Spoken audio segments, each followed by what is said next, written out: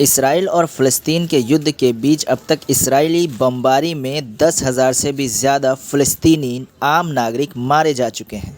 Israel का दावा है कि वो गाज़ा में हमास के अड्डों को निशाना बनाकर वहां बमबारी कर रहा है, लेकिन इसराइल के हमलों में अब तक 10,000 आम फ़लस्तीनी नागरिक मारे जा चुके हैं, जिसमें 70% से भी ज़्यादा महिलाएं और बच्चे शामिल हैं। इसराइल हॉस्पिटल, शरणार्थी कैंप और यूएन द्वारा बनाए गए स्कूलों को अपना निशाना बना रहा है, जिसकी वजह से आम नागरिकों की ज़्यादा मौतें हो रही हैं। इसराइल द्वारा हॉस्पिटल, शरणार्थी कैंप और यूएन द्वारा बनाए गए स्कूलों को निशाना बनाने की वजह से अब पूरी दुनिया में इसराइल के ख़िलाफ़ प्रदर्शन शुरू हो गए हैं। इसराइल के ख़िलाफ़ अमेरिका के वाइट हाउस के बाहर भी बड़े पैमाने पर लोगों ने प्रदर्शन किया है। लोगों का कहना है कि इसराइल युद्ध अपराध कर रहा है और जानबूझकर फ़लस्तीन के आम नागरिकों को अपना निशाना बना रहा है। वहीं इसराइल और इसराइल के समर्थकों का कहना है कि पहले शुरुआत किसने की? पहले हमास ने शुरुआत की, जिसके बाद वह जवाबी कार्रवाई कर रहे हैं। अब रही बात कि पहले शुरुआत किसने की, तो इस बात से पर्दा खुद यूएन के महासचिव ने उठाया था। यूएन के महासचिव का कहना है कि 7 अक्टूबर को हमास ने जो हमला इसराइल पर किया था वो शून्य में नहीं हुआ। यूएन के महासचिव ने कहा कि फ़लस्तीनी लोग 56 सालों से इसराइल के कब्ज़े की प्रताड़ना झेल रहे हैं। उन्होंने अपनी बस्तियों को इसराइली बस्तियों में बदलते हुए देखा है। यही वजह है कि इसराइल पर ये हमला किया गया।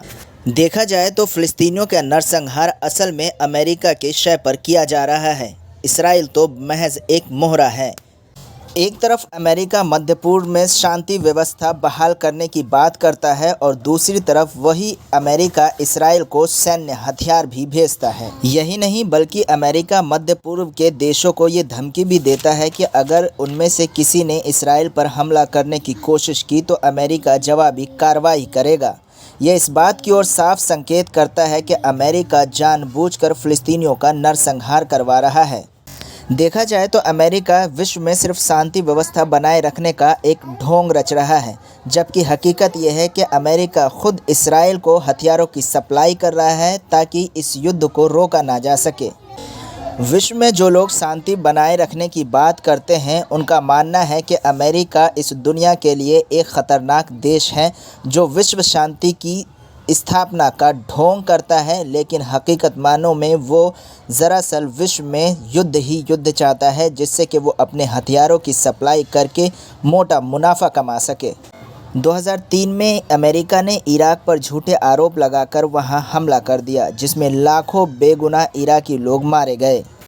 जो आरोप अमेरिका ने इराक पर लगाए, आज तक उन आरोपों की पुष्टि अमेरिका खुद भी नहीं कर पाया। जिस तरह 2003 में अमेरिका ने इराक में नरसंहार किया था, ठीक उसी तरह अमेरिका इसराइल की मदद करके अब फ़लस्तीन में नरसंहार करवा रहा है। इसराइल द्वारा फ़लस्तीन में जो नरसंहार किया जा रहा है, इसके पीछे अमेरिका है। इस बात को छुपाने के लिए अमेरिका बड़ी चालाकी से इस क्षेत्र में शांति व्यवस्था को बनाए रखने की बात करता है।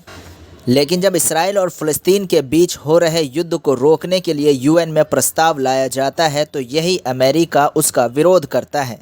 यूएन में इसराइल और फ़लस्तीन के बीच हो रहे युद्ध को रोकने के लिए जो प्रस्ताव लाया गया, उसका विरोध अमेरिका ने करके ये साफ कर दिया कि वो इस क्षेत्र में शांति नहीं चाहता है। और फ़लस्तीनियों का जो नरसंहार किया जा रहा है, असल में अमेरिका ही उसके पीछे की मेन वजह है। अमेरिका नहीं चाहता कि फ़लस्तीनियों का नरसंहार रोका जाए।